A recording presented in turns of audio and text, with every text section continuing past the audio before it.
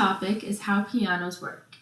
There have been many people that you've probably heard of, that can credit their fame to the music they composed or the way they're able to play on the piano, such as Mozart or Beethoven. But how do pianos even work if all you can see are fingers hitting black and white keys? Well, the piano is one of, if not the most commonly played instrument in the world, and knowing how it works is probably good general information to have. Today, I'll be talking about 3 points. First, how sound is even made on a piano. Second, how piano strings work. And third, how piano pedals work. To start simply, let's look at our first point. How do piano keys and hammers work? Well, felt-covered hammers found inside pianos hit piano strings when the keys are pressed.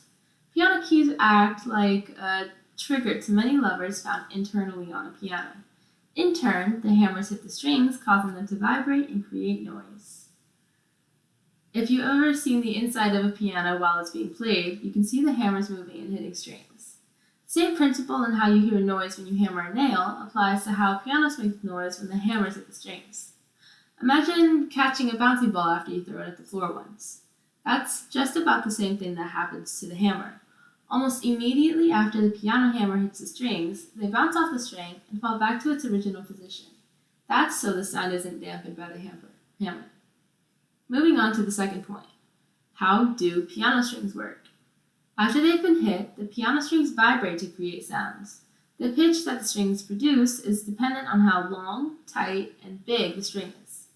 Something easier to visualize is a guitar. The standard guitar has 6 strings, and you can tell that the thicker strings, closer to the top when you hold it, play lower notes, while the thinner strings play the higher notes. In that manner, piano strings are very similar to guitars.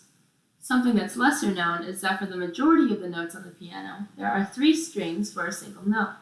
Using 3 strings for middle and higher pitched notes makes the sound more rich and full as opposed to a more nasal sound should there only be 1 string per note.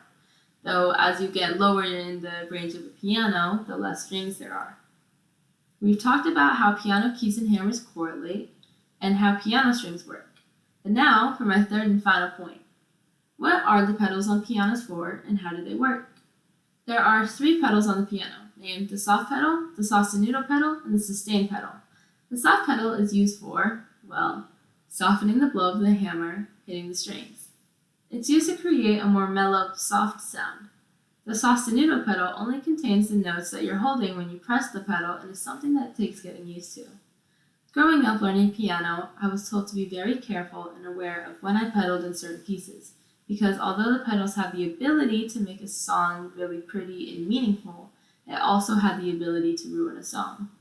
To this day, I'm still trying to learn how to figure out when the right time to phrase my pedaling is. Instead of making it sound like a mush of notes, it could sound like phrases or beautifully structured sentences, instead of word throw up. In conclusion, anyone can understand how pianos work. Today, I've talked about 3 points. First, how piano keys and hammers work. For example, when you press a key on the piano, it triggers a hammer to hit the strings. Second, how piano strings work. For example, how the varying lengths of strings affect the pitch of the note that rings out. And finally, third, how piano pedals work. For example, how the sustain pedal holds the note longer without the player having to keep it pressed down. Now that you know how pianos work, you can listen to any song that's played on a piano and appreciate the internal workings of how it sounds.